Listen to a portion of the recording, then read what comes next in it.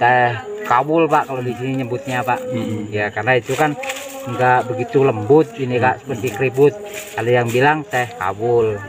Itu sudah berapa lama itu masyarakat sini ya Pak mengkonsumsi atau Kalau di sini Pak ya sudah lama Pak. Setelah ini yang jelas peninggalan zaman dulu Pak ya. Jadi kita manfaatkan pohon teh yang ada, daripada dibuang kan sayang Pak. Kita manfaatkan sebaik-baiknya.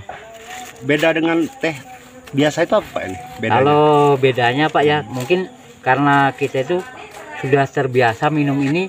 Kalau kita minum teh yang beli yang kemasan itu kayaknya kurang begitu puas gitu Pak. Untuk Asia sendiri Pak, apa ini Pak? Khasiatnya Pak ya, khasiatnya ini jelas kalau kita minum teh ini badan itu lebih seger lah, lebih seger, lebih fresh kayak gitu. lebih fresh. Benar Pak, benar Pak. Itu kita ditanam di mana itu Mas? Apa memang tumpang sari atau gimana itu? Ini tumpang sari Pak ya. Tumpang sari, ya karena ini kan kita nggak tahu istilahnya apa, biaya nggak tahu kita Pak. Jadi ini ya ini apa peninggalan zaman dulu Pak ya. Zaman Belanda Pak. Zaman Belanda, benar Pak. Jadi, untuk pemasaran sendiri itu gimana sejauh ini Pak? Sejauh ini jelas ya ada yang dijual, tapi kebanyakan di sini untuk konsumsi sendiri Pak. Yang ya karena memang belum ada untuk penjualannya yang luas gitu Pak. Itu harapan kita ke depan gimana itu?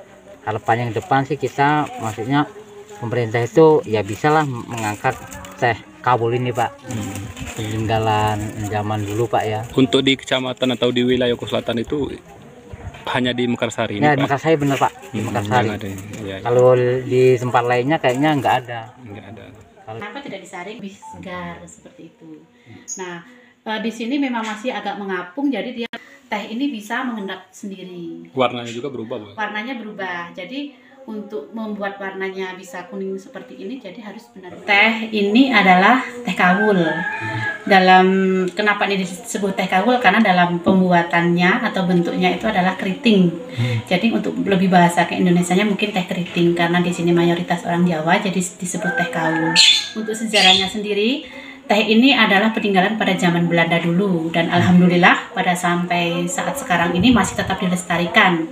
Dan mayoritas untuk khususnya penduduk desa Mekarsari ini 70% itu masih senang mengkonsumsi teh buatan sendiri.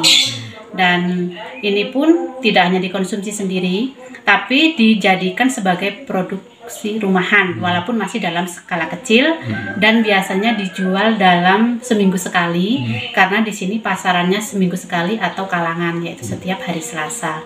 Dan untuk pengolahannya pun masih sangat cukup tradisional dan jauh dari kata bahan pengawet, karena untuk proses pengeringan sendiri ini dikeringkan dengan sinar matahari langsung tanpa oven, dan setelah pengeringan itu nanti akan disangrai. Bahkan dalam penyangreannya pun kita kebanyakan masih banyak menggunakan api tungku.